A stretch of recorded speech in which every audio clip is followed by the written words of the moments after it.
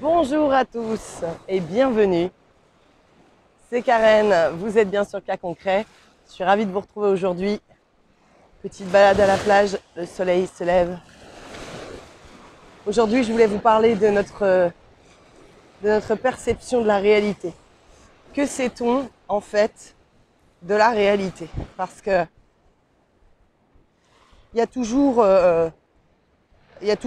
si on prend deux personnes qui vont nous exprimer leur façon de percevoir le monde, de percevoir les gens, on va toujours se heurter à des systèmes de pensée qui peuvent être soit totalement similaires, si effectivement on discute avec quelqu'un qui est dans le même type de perception de la réalité que nous, soit totalement opposés. Je vous donne un exemple. Effectivement, une personne qui va avoir du mal à boucler, par exemple, ses fins de mois depuis beaucoup d'années, qui va compter, etc., va être dans une réalité totalement différente, dans une perception de la réalité de la vie totalement différente d'une personne qui aurait, par exemple, hérité ou pas, mais je veux dire, qui serait rentière par rapport à la fortune de ses parents et qui ne ferait que profiter de la vie, entre guillemets, en dépensant de l'argent. Donc pour l'une, la réalité va être difficile, la vie quotidienne va être difficile, alors que pour l'autre, peut-être que la vie quotidienne va être peut-être un petit peu plus ennuyeuse, malgré toutes les choses auxquelles il ou elle aurait accès. Donc ce qu'il faut comprendre, c'est que notre perception de la réalité, elle va passer toujours par le prisme de notre mental ego. C'est lui, encore une fois, qui va nous aider à décider, ou plutôt qui va nous convaincre de c'est ça la réalité. Et si on a une façon de percevoir, elle est bruyante la mer, si on a une façon de percevoir la réalité, ce qu'on va faire, ce que notre mental ego va nous pousser à faire, c'est qu'il va nous envoyer vers des personnes qui ont la même conception que nous. Pourquoi? Toujours dans le but d'avoir raison, parce que vous savez que notre mental ego veut en permanence prouver à nous-mêmes, pour se rassurer en fait, que nous avons raison sur telle opinion, de telle façon de voir la vie. Donc là, cette perception de la réalité, finalement, est-ce qu'elle existe? Enfin, est-ce qu'il y a un pont commun à tout le monde? Bonjour. Est-ce qu'il y a un pont commun à tout le monde, ou est-ce que il existe 8 milliards, puisque maintenant nous sommes 8 milliards, est-ce qu'il existe 8 milliards de réalités? Eh bien oui, parce que bien évidemment, vous vous doutez bien que la perception du monde, de la vie, des relations humaines, de l'amour, de la façon de se nourrir, etc. n'est pas la même pour celui qui vit dans la forêt amazonienne que pour celui qui vit perdu au milieu de l'Afrique, ou pour celui qui vit à New York, ou même pour celui qui vit en France dans la Creuse. Voilà, même si on va prendre quand je vous fais les États-Unis et la France en comparaison, c'est parce qu'effectivement, on pourrait penser qu'on a la même vie, mais en fin de compte, non. On n'a pas la même vie, on a accès potentiellement à peu près aux mêmes choses, mais nous n'avons pas non plus la même vie, ni la même façon de concevoir la vie. Donc c'est pour cela qu'il faut éviter, dans cette vidéo, c'est le but en fait, c'est éviter de vous faire tomber dans le piège de faire des généralités. Parce que justement, on a toujours ce besoin incessant de faire des généralités et de vouloir faire venir les autres dans le camp de notre réalité. Comme je vous le disais, c'est un mécanisme de notre mental ego, mais c'est aussi dans le but qu'on ait l'impression qu'on n'est pas fou, qu'on ne soit pas fou. Donc, parce que si on se dit, alors il n'y a que moi qui vois le monde comme ça, et tout le monde le voit autrement, eh bien on va avoir, nous sommes une espèce sociale, nous n'oublions pas, eh bien on va avoir cette impression de se retrouver à part de tout le monde, et du coup de se retrouver seul, et c'est surtout pas ce qu'on veut, parce que justement, la solitude nous fait peur. Donc nous sommes toujours dans une quête un peu de conformisme.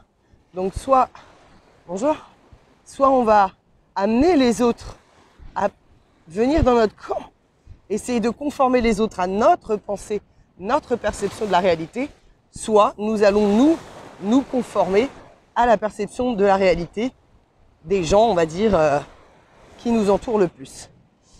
Donc, en fait, finalement, nous ne sommes pas si libres que ça. Donc, en tout cas, quand on est en mode automatique. Donc, je vous invite, encore une fois, à faire toujours preuve d'un petit peu de même beaucoup de discernement et d'essayer de toujours remettre en question une pensée que vous avez quand vous vous dites « Ah, les gens sont vraiment comme ça ». Non, c'est peut-être que là où vous vous trouvez, les gens sont vraiment comme ça. Mais ça ne veut pas dire que tous les gens sur la Terre sont comme ça. Ah, les gens réagissent toujours de cette façon. Encore une fois, dans ce que vous observez, dans votre réalité, avec vos filtres à vous. N'oubliez pas que nous avons été élevés avec des filtres qui sont culturels, des filtres qui sont liés à notre identité, si on est né homme ou si on est né femme, des filtres qui sont liés à l'école que nous avons fréquentée, puisque nous avons été grandement tous élevés par les professeurs que nous avons eus à l'école. Faut pas oublier qu'on passait quand même 7-8 heures par jour avec eux. C'était plus qu'avec nos parents, si on enlève les heures de sommeil. Donc, cette éducation qu'on a perçue, elle est venue quand même beaucoup nous transformer et elle n'était pas du fait de nos parents. Donc, et aussi la classe sociale, enfin plein de choses de ce genre qui sont des filtres qui nous permettent de percevoir la réalité différemment. Je vous le donne en mille, je sais pas moi, Britney Spears, elle va pas percevoir la réalité comme vous et moi parce que c'est une enfant star qui a été tout de suite mise dans un système dès son plus jeune âge, donc qui est comme Michael Jackson par exemple aussi, qui n'ont jamais connu entre guillemets une vie normale. Bon, même si on n'est pas forcé d'appeler ça une vie normale puisque il n'y a pas de normalité finalement. Et bon, c'était pour l'exemple. Oh là là, je me fais inonder. Donc voilà, essayez de prendre en compte vraiment toujours de vous dire que tout est toujours relatif. Quand vous avez une pensée par rapport à la vie, par rapport au monde, plutôt que de laisser votre mental ego vous dire « Ah bah oui, c'est vrai que les gens, ils sont comme ça. Ah bah oui, c'est vrai que les trucs, ils sont comme ça. » Parce qu'en plus, souvent, c'est pas forcément dans la partie la meilleure de ce qu'on va penser des autres. Donc, essayez toujours de relativiser pour ne pas tomber dans le piège de votre mental ego qui vous emmène à croire que tout est conforme à ce que vous pensez, que les gens sont conformes. Essayez d'ouvrir votre esprit, essayez de vous dire, voilà, encore une fois, ne tombez pas dans le piège de l'ego qui veut toujours avoir raison et qui préfère, et qui parfois va même jusqu'à aller à se battre. Quand je parle de se battre, je parle de joute verbale, qui va aller parfois jusqu'à se battre pour prouver qu'il a raison et pour prouver que c'est comme si on défendait notre territoire en fait. Et c'est un peu le cas, énergétiquement. Mais justement, si on arrête de faire ça et qu'on arrête de créer ce genre de situation, eh bien les relations entre les humains s'en verront améliorées.